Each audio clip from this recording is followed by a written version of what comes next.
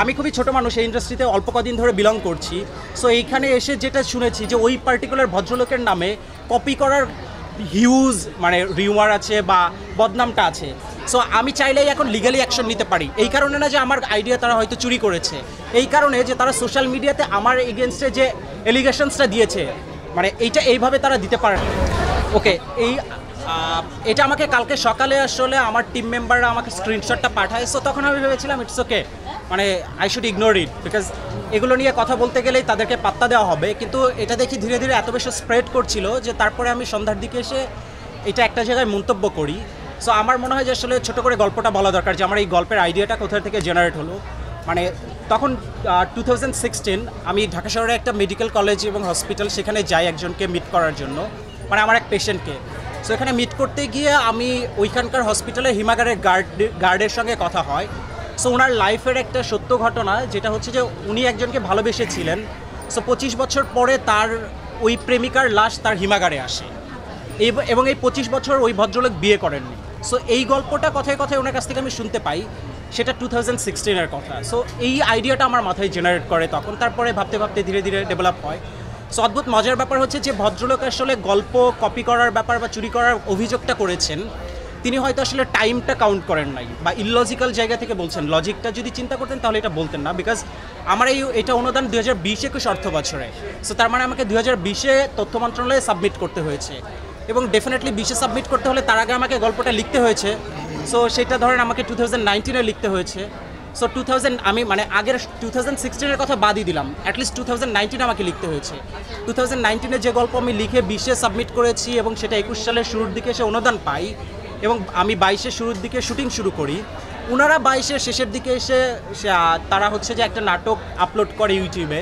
So এবার আপনাদের কাছে আমার প্রশ্ন, যে ওনাদের যে কথা, সেটা কি আসলে বাপের চেয়ে সন্তানের বয়স বেশি হয়ে গেল না?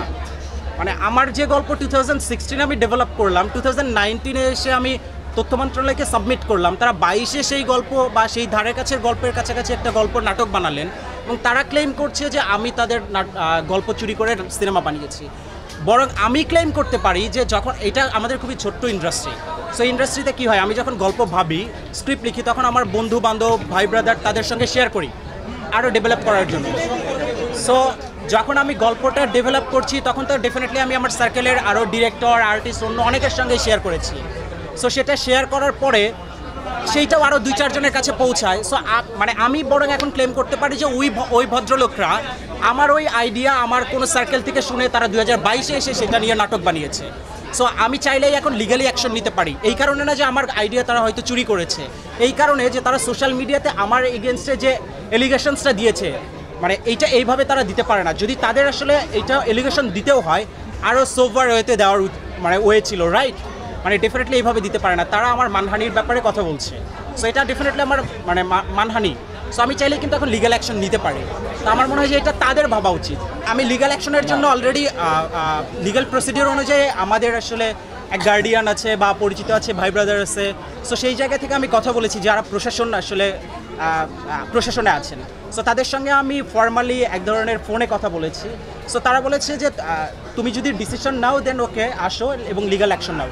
সো আমি জাস্ট আজকের দিনটা বা কালকের দিনটা টাইম নিচ্ছি আসলে তাদের দিক থেকে কেমন আসলে অ্যাকশন হয়, রিয়াকশন হয়, যে ভদ্রলোকরা আসলে ক্লেম করেছে। সো তাদেরটা দেখার জন্য ওয়েট করছি।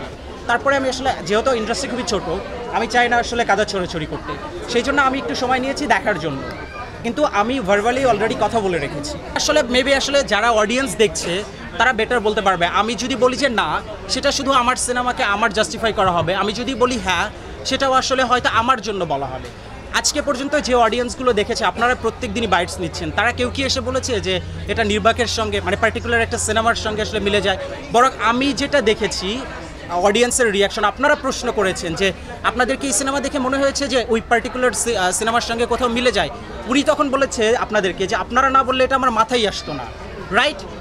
সো এবার আপনারা বলেন যে তাহলে ওই পার্টিকুলার সিনেমার সঙ্গে আমাদের কোনো কানেকশন আছে কি না। আমি খুবই ছোট মানুষ, এই ইন্ডাস্ট্রিতে অল্প কদিন ধরে বিলং করছি।